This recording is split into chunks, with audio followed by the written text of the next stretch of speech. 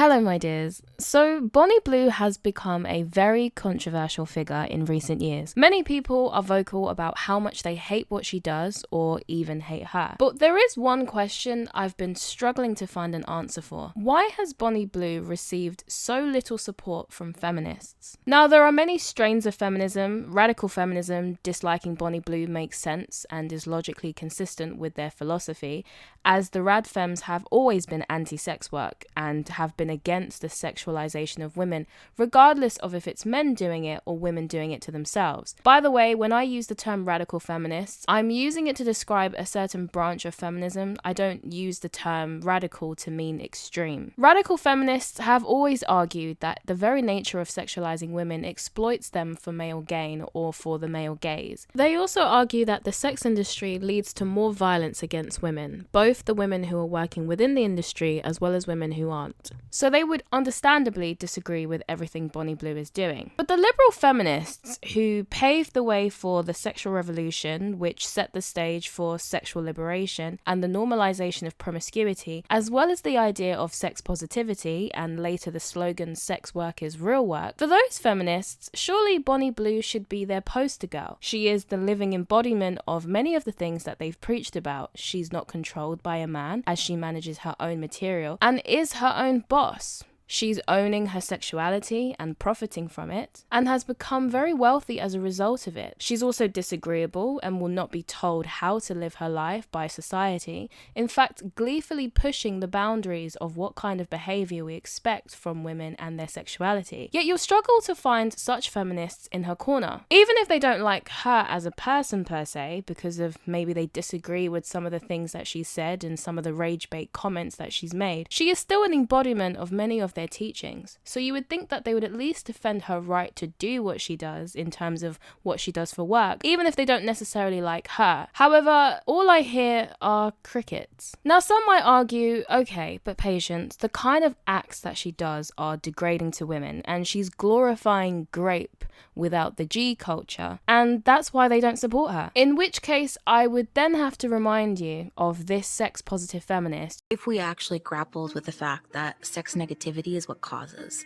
this type of behavior, then we could create a world where in a idyllically sex-positive world, someone is able to pay conscious women to come and be drugged so that I can get my kink out, my fetish on having sex with unconscious people.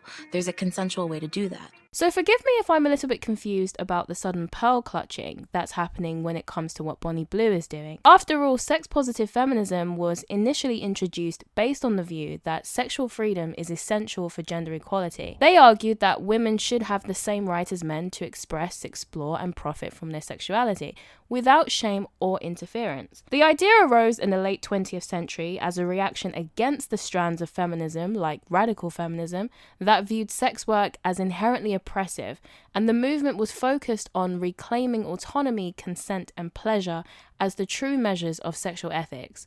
And for a long time, they have emphasized that what matters morally is not what people do sexually, but whether it's consensual and freely chosen. This is where the whole idea that you shouldn't kink shame comes from, as they don't believe you should yuck someone's yum, as some might put it. For these feminists, challenging sexual double standards, destigmatizing women's sexuality and their right to profit from it, while affirming that bodily autonomy and informed consent are the foundation of both empowerment and justice, were their goals. So based on their worldview, what is Bonnie Blue actually doing wrong? She's consenting, and she's doing what she's doing with people who are of legal age and also consenting. So what is she doing that's wrong from their perspective? Now, you could argue that sleeping with 18-year-olds is wrong as a woman in her mid-20s. Some might even argue that she's exploiting them. But I'm not sure what the main argument here is. Is the main argument the age? Do they feel that 18-year-olds are too young to engage in this kind of content? And if that is the case, then why do they seem very unbothered about the many 18-year-old girls who flock to start an OnlyFans the moment they hit 18? I don't hear these same sex-positive feminists arguing against it, because by their own admission, sex work is real work, and it's not inherently oppressive. So therefore, what really is wrong with an 18-year-old making this kind of content if they're consenting and they are of legal age? If they're not actively working to change the age of consent or the age that you must be before you enter this industry more broadly, then these arguments don't really make sense because they're not consistent. I've even seen some women who are in the same industry as Bonnie Blue make similar criticisms of what Bonnie is doing. See, my biggest issue with what Bonnie Blue is doing is everybody that she is actually working with and in videos with are not certified stars. This is not their job. So she's taking freshers, right? They're in university, they're studying to do something. You step into a video that's explicit, that could destroy your career for the future. So I try to work with only professionals who have already decided that this is their job. To be fair to Bonnie, they do wear balaclavas to conceal their identity, so unless employers are going to identify them by their penis, then I don't really think them featuring in her content is going to affect them in any meaningful way, if we're talking about employment anyway. But I do have to say one thing I do find interesting about women in this industry is how so many of them are actually very critical and judgmental of Bonnie Blue. I have found it interesting to see women within the industry shame Bonnie or Lily Phillips, as Bonnie has said herself that she has received angry messages from women within the industry saying that she has made their jobs harder because now their subscribers are asking them to also arrange similar events because the subscribers want a chance to sleep with them, which could actually be another explanation for why they want to publicly condemn this behavior, as they probably don't want it to be normalized. And it kind of got me thinking about an evolutionary explanation I heard for slut shaming and the theories about why women are much more likely to slut shame other women than men. Some have theorized that women slut shame each other in order to try and stop the devaluing of sex, because if too many women are giving it up too easily, then they will be forced to conform and also start having sex much sooner in order to compete in dating. But for the women who refuse to conform, they will slut shame instead to try and stop the normalization of this behavior so that they're not forced to participate in it in order for them to be competitive within the dating market. And it does seem to me like perhaps a similar concept could be happening here. Women within Bonnie's industry don't want to have to do the kind of things that she does in order to be competitive within the industry. So instead they publicly shame her and Lily Phillips and any other copycats in order to try and fight against the normalization of this kind of stuff. Because for them, it's already starting to affect their work,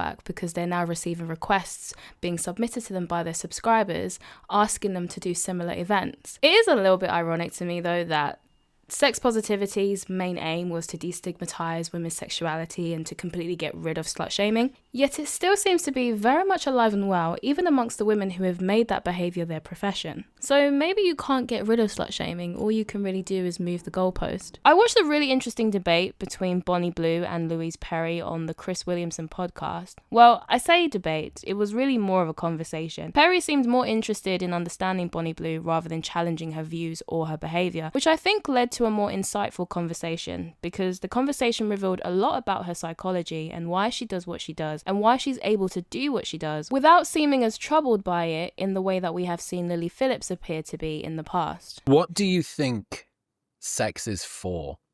Do you think of it as something? Is it sacred, relational, recreational, nothing? Is it the same as walking? It's a hobby. It's fun.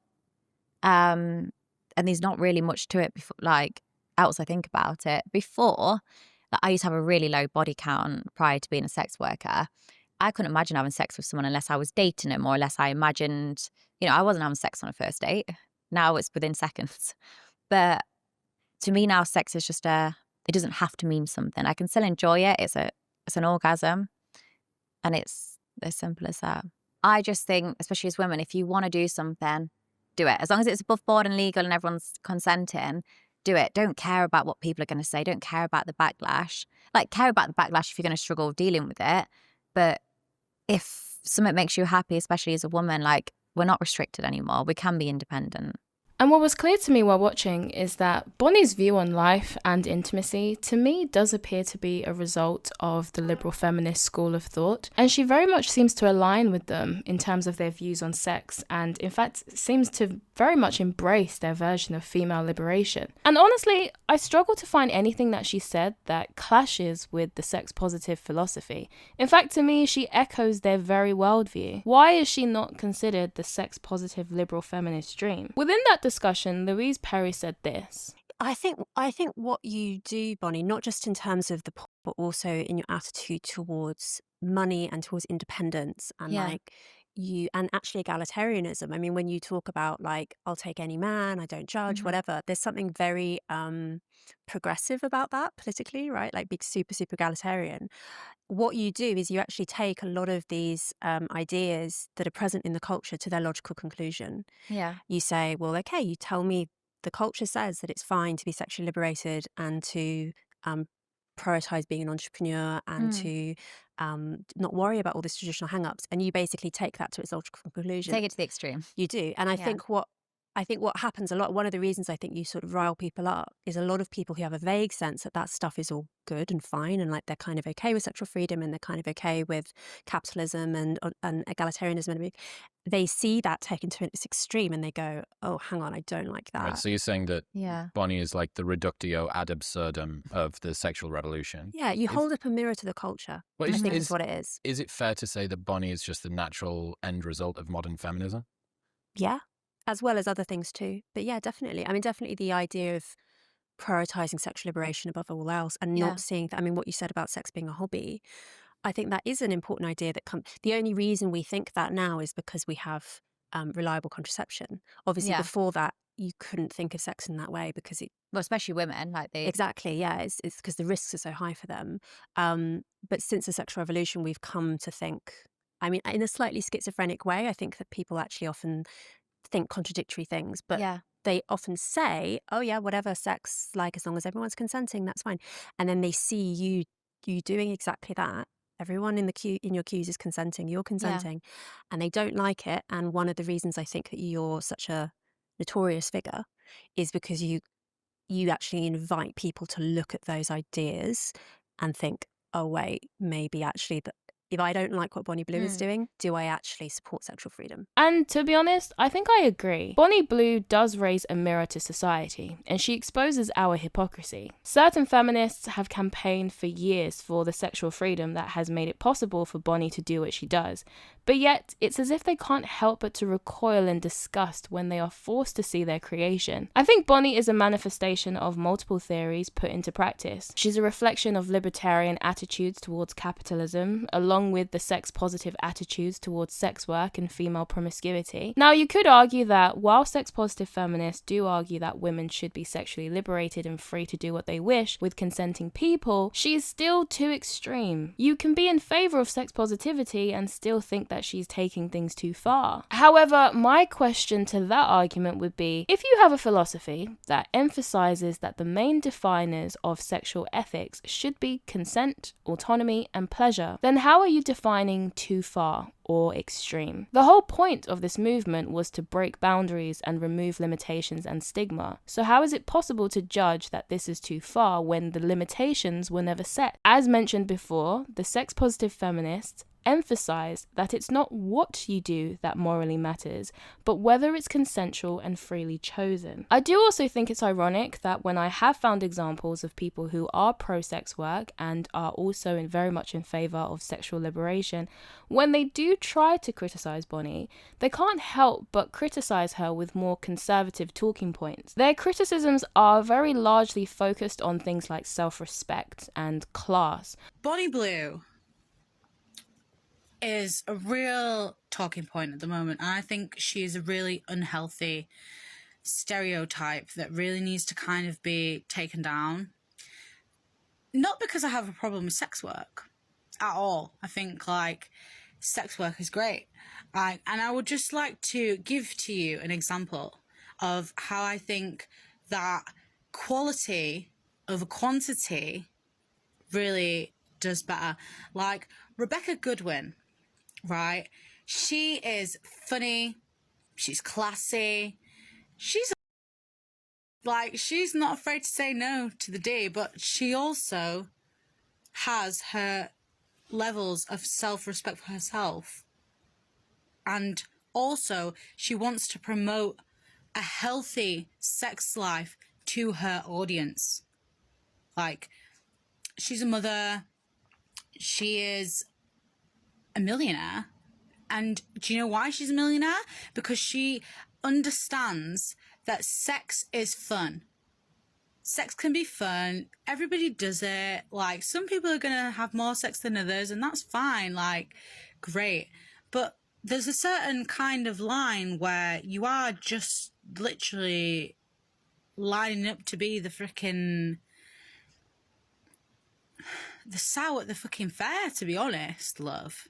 The kind of language that they once argued was used to slut-shame women and created sexist double standards. It's interesting to watch them suddenly borrow these as they criticize Bonnie Blue as she expresses her sexuality and her sexual freedom. I think the reason that this happens is honestly because I don't think it's possible to criticize Bonnie Blue without straying away from the core tenets of the sex-positive, sex liberation movement. And so if you want to criticize her, you can't help but end up borrowing from conservative criticisms, even though if these same criticisms were used against other women who are maybe engaging in promiscuity but nowhere near to the extent of Bonnie Blue. If conservative women, for example, were to criticize those women with these kinds of ideas, like they are not respecting themselves or they're not being classy, these are the same people who would accuse them of slut shaming, even though they will happily borrow those talking points when they want to criticize Bonnie Blue. I do think that Bonnie Blue has probably provoked some cognitive dissonance in some of these feminists